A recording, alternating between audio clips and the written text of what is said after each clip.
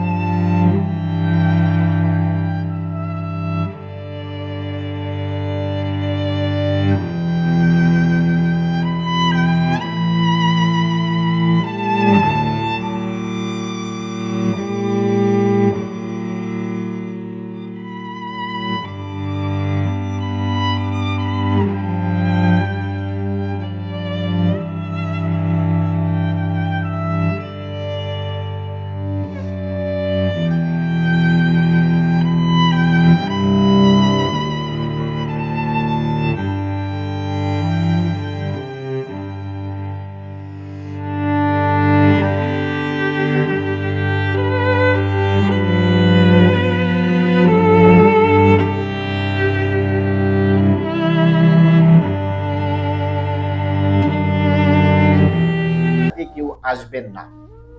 আমি কিন্তু তাদেরকে সৎ যে পরামর্শ সেটা দেওয়ার কিন্তু চেষ্টা করি। বর্তমানে সৌদি আরবে এই ভিসার বিজনেস নিয়ে কত বড় যে সিন্ডিকেট কাজ করতেছে সেটা কিন্তু আপনাদেরকে ভাষায় প্রকাশ করতে পারবো না। আমি আপনাদের সামনে এক অসহায় ভাইকে একবারে চাক্ষুষ প্রমাণ হিসাবে দাঁড় করিয়েছি। তার মুখ থেকে আসলে শুনবো সে কার মাধ্যমে ভিসা নিয়েছে, কি কথা বলে ভিসা নিয়েছে এবং আসার পর সে কথা কাজে মিল পেয়েছে কিনা।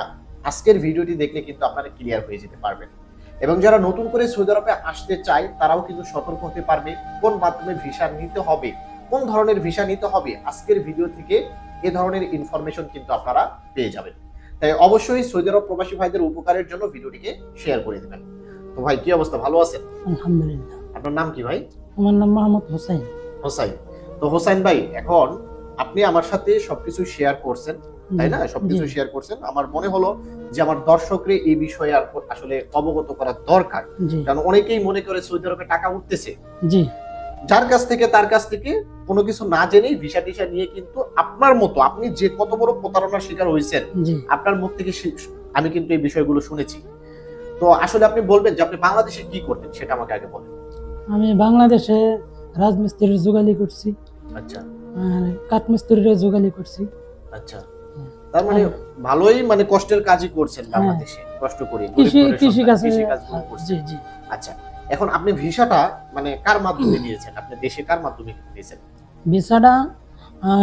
আমার গ্রামের বাড়িতে একজন লোক আছে, আচ্ছা, তার মাধ্যমে আর কি। ওর নাম কি? তার নাম হইলো ওয়াহেদ আলী, মোহাম্মদ ওয়াহেদ আলী। আচ্ছা, সে আবার ঢাকায় দালালের কাছ থেকে ভিসা, ওই ওয়াহেদ আলী আবার ভিসাটা কার কাছে? আসল দালাল হইলো নাম তার কাউসার। কাউসার, হ্যাঁ। আচ্ছা, উনি ঢাকা এজেন্সিতে থাকেন, কাউসার নামে। কাউসার, আচ্ছা। এরপর সে আমাকে বলছে তোমাকে রেস্টুরেন্টের কাজ দিব। আচ্ছা, পরে আমি কইছি আচ্ছা ঠিক আছে, রেস্টুরেন্টের কত টাকা বেতনের কথা বলছিল? সে কইছে 1500 টাকার কথা।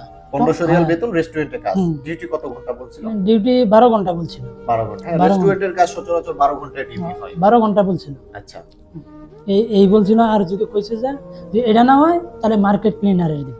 আচ্ছা, মানে দুইটা কাজের কথা। দুইটা কাজ, রেস্টুরেন্ট আর একটা মার্কেট ক্লিনার। মার্কেট ক্লিনারের ডিটেইলস কি বলছে?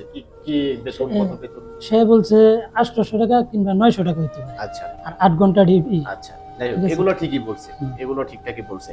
তো আসলে ভিসা বাবদ আপনার কাছ থেকে টোটাল কত টাকা নিছে? ভিসা বাবদ আমার কাছ থেকে সর্বমোট নিছে 4.5 লাখ টাকা আমার কাছ থেকে নিছে ভিসা। হ্যাঁ, 4.5 লাখ টাকা। আর মনে করেন যা কিছু খরচ আছে সবকিছু আমার গ্রহণ করতে হয়েছে। টোটাল খরচ গেছে আপনার কত মিনিমাম? আমার টোটাল খরচ গেছে 5 লক্ষ। 5 লক্ষ টাকা খরচ গেছে। আচ্ছা ভিউয়ার, একটু ভালো করে বুঝবেন। ওনাকে বলা হয়েছে যে রেস্টুরেন্ট অথবা কি ক্লিনার, মার্কেট ক্লিনার। রেস্টুরেন্ট অথবা মার্কেট ক্লিনারের কাজ দিবে, বেতন হচ্ছে রেস্টুরেন্টটা 1500 আর মার্কেট ক্লিনার 800 বা 900। তার টোটাল অ্যামাউন্ট খরচ গেছে কত? 5 লক্ষ টাকা খরচ গেছে। আপনাকে কয় মাসের আকামা দিছে? 3 মাসের আকামার অ্যাপসেট দিছে। 3 মাসের আকামা জাস্ট আপসের ওপেন করে দিছে। বুঝছেন কিন্তু ভাই, 5 লক্ষ টাকা খরচ করছে, তাকে 3 মাসের ইকামা দিছে। আপনাকে কি রেস্টুরেন্টের কাজ দিছে? জি না। আপনাকে ক্লিনারের কাজ দিছে? না, দেয় নাই। জি না। লাস্টে কি করছে আপনাকে? ঘটনাটা কি করছে এখানে আসার পরে একটু শেয়ার করেন। এখানে আসার পরে সে আমাকে এক জায়গাতে নিয়ে যেতেছি, আমাকে এই জায়গা নিয়ে আসছে, আরেকজনের কাছে দিচ্ছে। কোথায় এটা? আল কাসিম। আল-কাসিম। আল কাসিম থেকে আরেকজনে এখানে দিয়ে গেছে। আপনাকে হাইলে দিয়ে গেছে। জি প্রথমে আল কাসিমেই কি আপনি ফ্লাইটটা করছেন? হ্যাঁ। আল কাসিমের লোকই আপনাকে রিসিভ করছে। জি আপনি তাকে তখন বললেন না যে ভাই আমাকে তো রেস্টুরেন্টের কাজ বলছে, আপনার রেস্টুরেন্টের কাজ কোথায়? জি আমি বলছি, পরে আমার কাছে আপনাকে যে কাজ দেবো সে কাজই করতে হবে। কেন আপনি বাংলাদেশের দালালরে তখন ধরতে পারেননি? হ্যাঁ, এই ফোন করার সুযোগ নাই, আমাকে আরো ধমক দিছে। কে এরা ধমক দেয়? হ্যাঁ। ধমকাধমকি করে? আমি তো নতুন মানুষ, বুঝছেন না, আমি গ্রামের সাধারণ মানুষ। কয়দিন হইলো আসছেন আপনি? আমি আসছি 1 মাস 15 দিন হয়েছে। 1 মাস 15 দিন। জি। আচ্ছা আচ্ছা। তো ভিউয়ার, ওনার মুখ থেকে আমরা ঘটনাগুলো একটু সংক্ষেপে শুনলাম। বুঝতে পারলেন যে তাকে বলা হয়েছে কোম্পানি ভিসা, রেস্টুরেন্ট অথবা ক্লিনারের কাজ, ওকে, কিন্তু আনার পর তাকে কিন্তু ওই কাজের ভিতরেই তাকে দেয়নি, উল্টা 5 লক্ষ টাকা নিয়েছে। উল্টা তাকে যে রিসিভ করেছে আল কাসিম, আল কাসিম থেকে আবার আরেকজনের কাছে কিন্তু তাকে বিক্রি করে দিয়েছে। এক প্রকার বিক্রি করা হয়ে গেছে। আবার বিক্রি তো করছে, তাকে বলছে যে বিক্রি করছে 1500 রিয়াল দিয়ে নাকি বিক্রি করছে, অথচ এটার আমি প্রমাণ তাকে মাত্র 500 রিয়ালের বিনিময়ে বিক্রি করা হয়েছে। তাকে মানে বিক্রি বলতে আর একটা কাজে লাগানো হয়েছে, মাকসালার, তাই না? মাকসালার একটা কাজে লাগানো হয়েছে। সেই মাকসালার কাজ নিয়ে দেওয়ার জন্য সেই ব্যক্তিকে 500 টাকা দিতে হয়েছে, 500 রিয়াল দিতে হয়েছে। কিন্তু অথচ তাকে বলা হয়েছে যে তোমাকে মাকসালার কাজে লাগাচ্ছি, ওখানে 1500 রিয়াল দিতে হয়েছে আমাকে। এই কথা বলে কিন্তু আপনাকে এখানে নিয়ে আসছে, তাই না? কিন্তু উনি কি মাকসালার কাজ করতে এসেছিল? মাকসালার কাজ করতে কিন্তু আসেনি। উনি এসেছে হয় রেস্টুরেন্টের কাজ হবে অথবা ফ্যাক্টরি ক্লিনারের কাজ হবে। কিন্তু অথচ সে আসার পর না পেলো ফ্যাক্টরি ক্লিনার, না পেলো রেস্টুরেন্টের কাজ, না পেলো 1 বছরের ইকামা, না পেলো কোম্পানি। এখন সে ভবঘুরের মতো মনে করে ঘুরতেছে। যেখানে কাজ দেওয়া হয়েছে সেখানেও কাজ শেষ, এখন মনে করেন আবার বেকার আছে। এখন কিন্তু তার এখন পর্যন্ত তার খোঁজ খবর কিন্তু তারা কিন্তু নিচ্ছে না। আর বাংলাদেশের যে দালাল 5 লক্ষ টাকা তার খরচ করাইলো, 5 লক্ষ টাকায় যদি সে আসতো, সে কিন্তু 15 মাসের ইকামার ভিসাতে আসতে পারতো। আর 5 লক্ষ টাকায় যদি আপনি আসতেন, একে তো 15 মাসের ইকামার ভিসাতে আসতেন, ভালো একটা কাজে, যার মাধ্যমে আসতেন, ভালো একটা কাজে আপনাকে লাগিয়ে দিতে পারতো। ঠিক আছে? মানে টাকা গেল, কিন্তু ফায়দা কিন্তু কিছুই হলো না। এই ধরনের ভুল কিন্তু আমরা বর্তমানে যারা আসতেছি তারা কিন্তু আপনার মতনই এই ধরনের ভুলগুলো করতেছে। তাই যাই ভাই, এটাই বলতে চাই যে যারাই নতুন করে সৌদি আরবে আসতে চান, এই যে ভাইয়ের কথাগুলো শুনলেন, বাংলাদেশেও রাজমিস্ত্রি কাজ করছে, কত কষ্ট করছে, গ্রামের সহজ সরল ব্যক্তি, তার সাথে কিন্তু এইভাবে 5 লক্ষ টাকা নিয়ে তার সাথে কিন্তু প্রতারণা করলো। তাকে যে কাজ দেওয়ার কথা সেটা তো দিলই না, তাকে উল্টো জায়গায় জায়গায় বিক্রি করে দেওয়া হচ্ছে। 500 টাকা 200 টাকার বিনিময়ে জায়গায় জায়গায় সেল করে দেওয়া হচ্ছে কাজের বিনিময়ে। এই কাজগুলো করা কিন্তু মোটেও ঠিক হচ্ছে না। যারা এই ধরনের কাজ করতেছেন ভাই, একটু ভয় পাইয়েন, কারণ আপনাদেরও মরতে হবে।